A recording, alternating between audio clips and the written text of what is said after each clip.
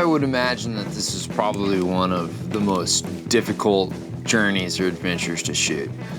I found Phil and his crew, and they were perfect candidates for it. The only problem with them is they'd never even been on a horse.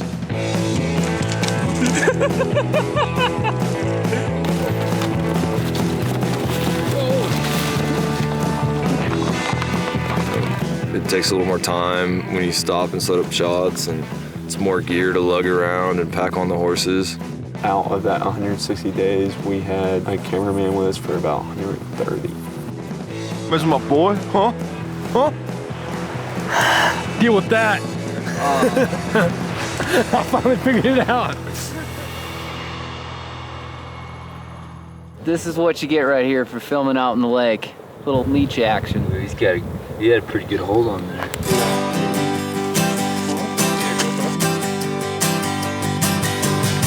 I first heard about Unbranded when Ben Masters gave me a call. He was looking for outdoor filmmakers to work on this project of this crazy idea of adopting wild mustangs, training them, and riding them from Mexico to Canada. Put this really good team together, bought the gear, didn't really know what we'd get along the way. The biggest concern for me was I didn't know how to ride horses.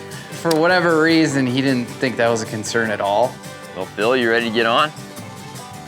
So, it is day 2, Corey's first day riding. Should be very interesting, let me tell you. 10 years since I've been on a horse. Pretty obvious who is the cameraman and who are the cowboys. Geeky cameraman. Cowboy. Cowboy. Cowboy. Val saw that I was all hooked up in the trees and he started giving me pointers. Put pressure when you want him to direct some way or another. I just started driving this puppet. We had all these completely green Mustangs and a bunch of cameramen who had no idea what to do around horses. That was kind of a disaster watching the first couple stretches of the trip. That day was brutal, my first day riding. It was 40 miles. We got lost many times and I think it ruined me for 2 weeks afterwards. And this is me standing straight up and down. I am cramped up, big time. I know you're a cameraman, but you haven't rode. But I tell you what, you sure have, kind of proven yourself to me and the guys that you'll do what needs to be done and get after it. And I'm real proud of you for that. I think the thing that really intrigued me was just the whole idea of this epic journey. You know, it had ramifications and resonance of things like Lonesome Dove and westward expansion and all sorts of things that when you live in the West, you kind of get very used to hearing about. The other thing that really attracted me to this film is all of these guys went to Texas A&M, and my father loved Texas A&M. He went there, and he's always been a huge supporter of that school. The impossible task, making the Unbranded crew look professional after 45 days. The ride itself is interesting, and it's a good motor for a movie because you've got guys who are facing a challenge and there's a goal, and the goal is apparent to the audience. You have some investment in whether or not the guys are going to make it. This is a bad spot. Any extreme filming has a certain amount of risk to it. You know, we had people getting sick with digestive problems. People can and will get hurt. And we did have some injuries. I'm walking down the path, talking to Corey behind me, not looking what's in front of me. Next thing I know, I just feel a whack. You can shoot this. All right, Phil? Did he kick you? Oh yeah. Right here. My first thoughts were I broke my femur and how am I gonna get out of here? The guys rushed over me and soon enough I could kind of move my leg and I knew it wasn't broken. First week, working the kinks out. Don't walk behind a horse. We were 5 miles from camp, so I still had to ride home that night.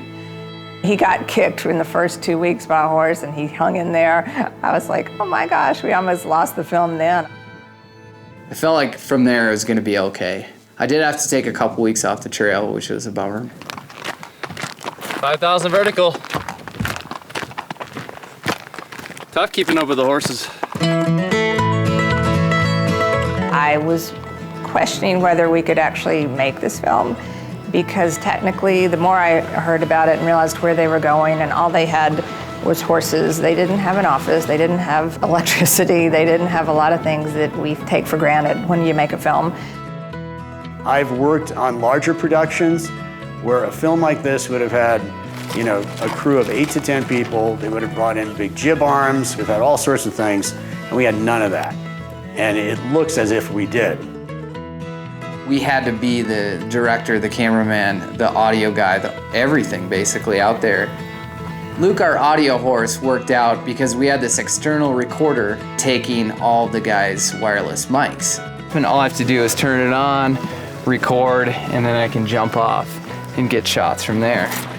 There are many shots where you see Luke following the pack string with no one on the saddle. This is kind of our B camera in case things happen quickly. This is our main camera we've used on the trip. It's the Canon C500. They were running up and down hills. They were probably putting 2 or 3 miles on foot in addition to what we were doing that day. We also had GoPros on horses on the guys' heads, in creeks. The guys had a few trips where they had no cameramen. So we got them this Panasonic, throw it all on auto for them to use in case something went wrong. Day in and day out, we'd be sticking cameras in these guys' face. And being a cameraman, we don't think of how intrusive it really is to like come up to someone in their sleeping bag. They're just waking up and all of a sudden they have a camera in their face. This is a documentary, I'm not acting. Definitely the biggest challenge was Ben Thamer. Get that shit. You gonna try to make me feel like a for being asleep right now? What? Can I just go? You guys just film what you saw. Corey, how do I look? Good, man. They couldn't just go there and just be cameramen. They had to come and be part of the crew, and by the end of the trip, becoming almost as close with the cameramen as we did with each other.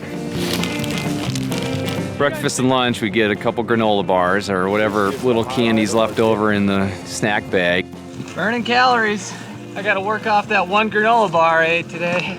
And then for dinner, you know, we'd have a pot, and we started calling that the pig trough because Thamer would be just tossing whatever processed food you could imagine. And then he would yell out, "Dinner's ready," and all of a sudden you got 4 big guys coming in there and 1 or 2 spoons. I learned real quick that I needed to bring my own rations out there to survive. This is the best thing we've had. You in there, Phil? Are you directing me? Are you directing me from inside there, Phil? I mean, the first reaction to the footage and now to the film is almost inevitably beautiful. The footage is amazing. Footage is stunning, gorgeous, brilliant. It's amazing.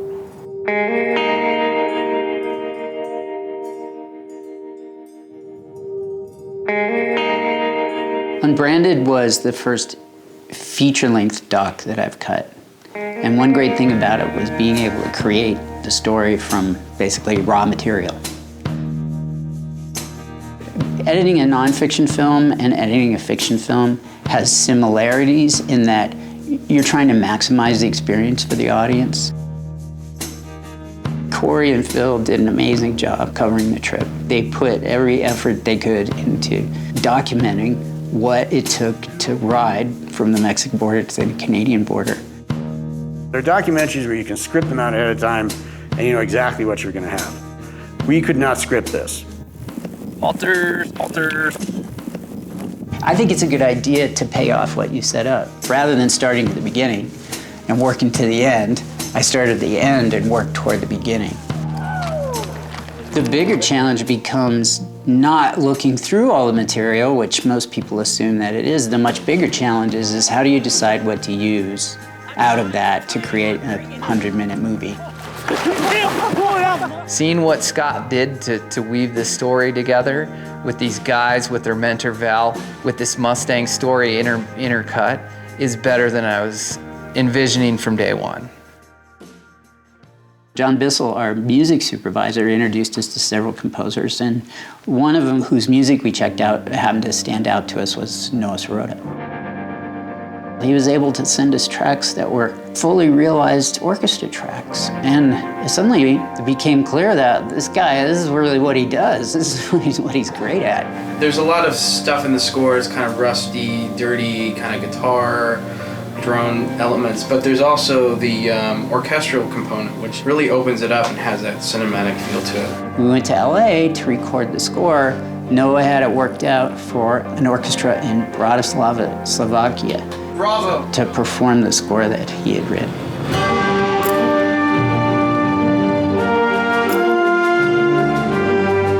It's pretty great to see these vast landscapes with French horns and strings, and this was really a thrill.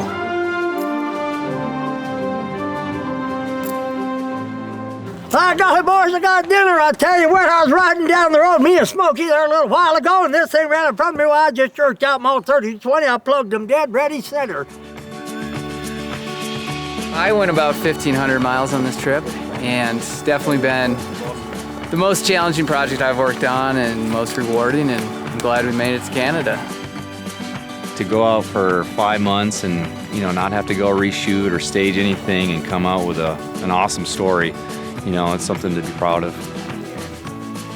It's an accomplishment to have done this film and being able to totally complete it, pull it off, and also the fan base is just fanatic. People love the idea. There's something about the Wild West and the Lonesome Dove story. It's all been very exciting for people. So I can't wait to see what happens to it.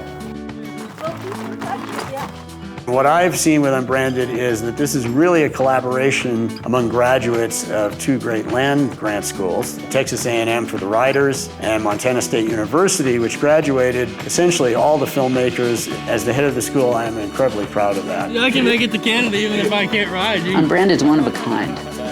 The trip's one of a kind. The film's one of a kind. The score is amazing.